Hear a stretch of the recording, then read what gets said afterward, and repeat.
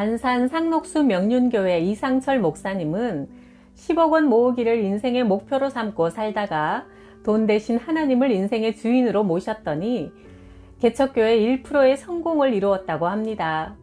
그 흥미로운 이야기 한번 들어보세요. 교회는 만민이 기도하는 집이다. 낙심하고 상심한 사람들이 하나님을 찾고 싶을 때 언제든지 와서 기도할 수 있는 곳이어야 한다. 나는 이런 믿음으로 개척 초기부터 지금까지 교회를 24시간 개방하는 원칙을 지켜왔다. 처음엔 교회 음향기기가 없어지기도 하고 성미를 도둑맞은 적도 수없이 많았다. 그러나 물건을 잃어버리는 사소한 손해보다 영혼을 얻는 유익이 더 컸다. 강단에 엎드려 기도하던 어느 날 밤 새벽 2시경 누군가 교회 안으로 들어왔다. 허름한 차림에 긴 머리카락을 허리까지 늘어뜨린 남자였다. 놀라게 해서 죄송합니다. 예전엔 교회에 다녔는데 지금은 자유롭지 못한 몸이라 주일 성수도 못하고 이렇게 남루한 모습으로 산천을 떠돌고 있습니다. 오늘 문득 내 인생에 한심한 생각이 들어 답답한 마음으로 기도할 곳을 찾아 이 동네를 돌아다녔지만 교회 문이 열린 곳이 없더군요. 포기하려던 차에 마침 이 교회에서 기도하는 소리가 들려오고 문이 열려 있어 들어왔습니다. 그날 이후 그는 밤늦은 시간에 자주 기도하러 왔고 주일 예배에도 참석하게 되었다. 6개월 정도 지난 어느 날 그가 말했다. 그동안 목사님의 말씀과 기도 덕분에 많은 것을 깨달았습니다. 사실 저는 사업에 실패하여 부도를 내고 기소 중지 중에 있는 도망자 신세입니다. 그런데 목사님과 함께 기도하면서 하나님께서 내게 원하시는 일이 따로 있음을 깨닫게 해주셨습니다. 이제 자수하여 죗값을 치르고 돌아와 새로운 삶을 살겠습니다. 현재 그는 형량을 다 치르고 나와 가구 디자이너로 새로운 삶을 살아가고 있다. 나는 충청북도 충주시 상모면 토계리 빈농의 가정에서 태어났다. 형과 동생이 태어난 지 얼마 되지 않아 병으로 세상을 떠나자 어머니는 남아있는 자식들에게는 더 이상 이런 일이 일어나지 않기를 매일 정한 술을 떠놓고 간절히 빌었다.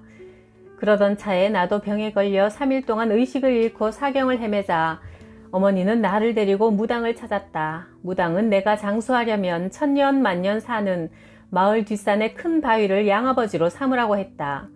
어머니는 뒷산 큰 바위를 찾아가 절을 하며 나를 양아들로 삼아줄 것을 부탁하는 제사를 지냈다. 그리하여 나는 바위의 아들이 되었다. 그 후부터 나는 해마다 몇 번씩 뒷산 큰 바위 양아버지에게 제사하러 다녀야 했다. 아버지가 내가 9살 때 병으로 자리에 눕자 어머니는 다급한 마음에 또 무당을 찾았다. 무당은 세상을 먼저 뜬 고모 귀신이 회방을 하여 가정에 어려운 일이 많이 일어나므로 고모 귀신을 달래는 굿을 하면 좋아질 거라 했다. 그러나 어머니는 밭에서 일을 하며 무당의 말을 곰곰이 생각하다가 문득 이런 마음이 드셨단다. 만일 고모 귀신이 있다면 누나가 되어 어찌 그 가족인 동생을 해칠 수 있겠는가? 오히려 동생을 도와야 이치에 맞지 않는가? 어머니는 아무리 생각해봐도 무당의 말을 신뢰할 수 없었고 그때 마침 밭 저편에 2년 전 처음으로 동네에 세워진 교회가 눈에 들어왔다. 무당의 말을 듣고 굿을 하느라 큰 돈을 쓰느니 차라리 저 교회에나 한번 가볼까? 예수 믿으면 복 받는다고들 하던데. 그날로 어머니는 교회에 나가기로 작정하고 주일이 되자 어린 나를 데리고 교회로 향하셨다. 우리 교회 윤칠순 여전도사님은 열심히 기도하고 마을 사람들을 찾아다니며 전도하셨다. 그러자 신기하게도 교회가 들어서면서 마을에 그렇게 많던 결핵 환자와 미친 사람들의 수가 점점 눈에 띄게 줄어들었다. 한 마을에 교회가 있다는 것은 얼마나 큰 축복인지 모른다. 윤칠순 전도사님은 우리 주일학교 어린이들에게도 매일 성경 읽고 기도하는 습관을 길러주셨다. 그러자 후에 목회자가 된 사람이 나를 포함해 그 작은 교회에서 12명이나 나왔다. 내가 12살 되던 해 부흥회에 참석했는데 합심 기도 시간에 나는 하나님께 참으로 간절히 기도했다. 하나님, 중학교에 가고 싶어요. 이대로라면 나도 공장으로 돈 벌러 가야 하는데 하나님은 제가 어떤 사람이 되기를 원하십니까? 한참 이렇게 기도하는 중 하나님의 부드러운 음성이 들려왔다. 아들아, 염려하지 마라. 너는 나의 종이 되리라. 마치 곁에서 말씀하시는 것 같이 실제로 내 귀에 똑똑히 들려와 그 순간 온 몸이 뜨거워졌다. 바위의 아들에서 하나님의 아들로 거듭나는 순간이었다. 그렇게 성령 체험을 하고 나자 더 이상 염려가 되지 않았다. 어느 날 안산 경찰서에서 전화가 왔다. 누가 나를 고발했다는 것이다. 경찰관은 곤혹스런 표정으로 입을 열었다. 목사님 교회를 고소한 분은 보건소 소장님이십니다. 보건소에 한 달에 한 번씩 무료 검진을 받으러 오는 알코올 중독 환자가 있는데요. 며칠 전에 무릎이 퉁퉁 부어서 왔더랍니다. 두들겨 맞은 것처럼 부어올라 치료가 불가능할 정도라 물어보니 상록수 명륜교회에서 아픈 곳을 낫게 해주겠다며 그렇게 해놨다는 소리를 듣고 보건소 소장님이 도저히 용서할 수 없다며 교회를 고소했습니다. 나는 전혀 모르는 일이라 교회로 돌아와 구역장들과 당회원들을 불러 모아 긴급 회의를 열었다.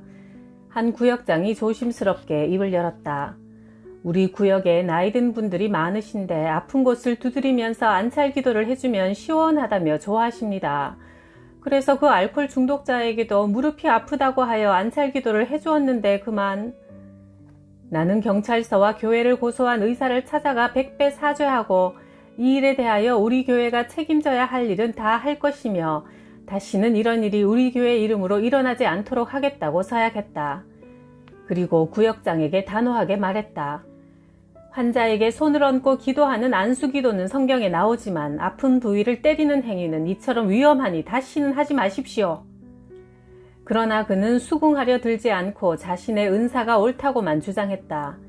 긴 토론 끝에 나는 그에게 교회 지도자의 권면에 순종하지 않으려면 교회를 떠나라고 요구했다. 내게 은사가 있다면 교회로부터 검증받고 하나님이 세우신 질서 안에서 사용해야 한다. 순복음 신학교를 졸업할 무렵 나는 땅을 사서 아담한 교회를 세우려면 필요한 경비가 적어도 10억 원은 필요하다고 생각했다. 교회 개척 자금을 모으기 위해 모 회사 영업직을 시작했고 불가능할 것 같은 계약들이 자주 성사되면서 돈을 잘 벌었다. 아내가 하는 작은 사업도 날로 번창했다. 이렇게 몇 년이 지나자 전세 단칸방에서 작은 빌라를 사서 이사하게 되었다. 이대로 몇 년만 더 지나면 목표했던 교회 개척 자금 10억을 무난히 모을 수 있을 것 같았다. 28세가 되던 해 기도 중 하나님께서 이제 교회를 개척하라 하고 말씀하셨지만 나는 하나님 2년만 더 일하겠습니다. 2년 후에는 10억을 모아 반드시 개척하겠습니다. 기도드리고 더 열심히 일했다. 2년 후 약 7억 원 정도의 돈을 모을 수 있었다. 실로 엄청난 액수였다. 내 인생에서 실패란 없을 것 같았다. 돈 버는 재미에 취해 나는 하나님께 드린 약속을 까맣게 잊어버렸다. 내 머릿속엔 항상 어떻게 하면 목표했던 10억 원을 빨리 모을 수 있을까 하는 생각으로 꽉 차 있었다. 아내의 사업이 잘 되고 있어 은행에 융자를 얻어 사업장을 확대했다. 목 좋은 곳에 새로운 상가를 임대하고 점포를 열었다. 그런데 기대와는 달리 장사가 잘 안 됐다. 시간이 지날수록 수익보다 빚이 더 늘어났다. 나는 원상 회복을 하기 위해 은행에서 돈을 더 빌려 더 목이 좋은 곳에 누가 봐도 분명 성공할 수밖에 없는 자리에 가게를 하나 더 열었다. 하지만 기대와는 달리 이곳도 신통치 않았다. 그러던 어느 날 다니던 교회에서 여름 수련회가 있었다. 주일학교 부장이던 나는 아이들을 데리고 작은 계곡이 흐르는 기도원에 도착했다. 오후에 아이들과 함께 계곡으로 물놀이를 갔다. 얕은 물가라 안심하고 그늘에 앉아있는데 갑자기 한쪽에서 아이들이 소리를 질렀다. 뛰어가 보니 한 아이가 바위 밑 깊은 웅덩이에 빠져 헤어나오지 못하고 있었다. 그런데 그 아이가 바로 내 아들이었다. 나는 재빨리 물에 들어가 아들을 건져냈다. 아들은 물을 많이 먹고 탈진해서 정신을 차리지 못하고 있었다. 새파랗게 질린 입술로 덜덜 떨고 있는 아들을 품에 안고 진정시키자니 이 일이 우연한 사고가 아니라는 직감이 들었다. 그날 저녁 나는 기도원 근처의 산에 올라가 기도했다. 하나님, 오늘 있었던 아들의 사고는 무슨 뜻입니까? 묻자 최근 나의 삶이 파노라마처럼 눈앞에 펼쳐졌다. 하나님의 뜻을 외면하고 내 뜻을 쫓아 달려왔던 지난 수년간의 행적을 하나님께서 보여주셨다. 하나님, 제가 교회를 개척하기 위해 10억 원을 모으겠다고 한 것은 하나의 핑계였습니다. 교회는 하나님께서 세우시고 이끄시는 겁니다. 그런데 저는 돈에 의지하여 교회를 세우려 했습니다. 나는 그날 밤새도록 눈물을 흘리며 회개했다. 교회 개척은 하나님의 뜻이었지만 10억 원 정도는 있어야 교회를 개척할 수 있다는 생각은 내 뜻이었다. 이제 빈손으로라도 교회 개척을 하러 나가겠습니다. 그동안의 사업을 모두 정리해 남은 돈으로 작은 건물이라도 임대해서 교회를 시작하기로 했다. 결국 우리는 2억 빚만 남긴 채 모든 것을 정리했다. 우리는 집을 팔아 빚을 정리하고 500만 원으로 안산 사동 변두리 지역에 25평 지하를 얻었다. 명륜교회 개척을 준비하는 동안 고등학교 친구 류주용에게서 느닷없이 전화가 왔다. 졸업 이후 한 번도 만나지 못한 친구였는데 이런 말을 했다. 내가 결혼한 후 아내의 권유로 교회에 출석하기 시작했어. 마침 안산 근처에 땅을 얻어 공장을 짓고 이사를 올 계획이야. 안산에서 단일교회를 찾다가 마침 친구들이 네가 교회를 개척한다고 이야기해서 전화를 했어. 하나님은 이렇게 교회 문을 열기도 전에 큰 힘이 될 개척 멤버를 허락해 주셨다. 류주용 집사는 매달 11조 헌금을 70만 원이나 하여 개척교회가 생존할 수 있도록 도와주었다. 하루는 아침에 아내가 말했다. 쌀이 똑 떨어졌어요. 목사가 외상을 할 수도 없고. 나는 그저 강단에 엎드려 기도만 했다. 그때 교회 문을 열고 들어오는 인기척이 났다. 낯선 아주머니가 와서 말했다. 전도사님, 저는 서울에서 기도원을 운영하고 있는데요. 기도 중에 하나님께서 안산 명륜교회를 찾아가라 하셔서 이렇게 왔습니다.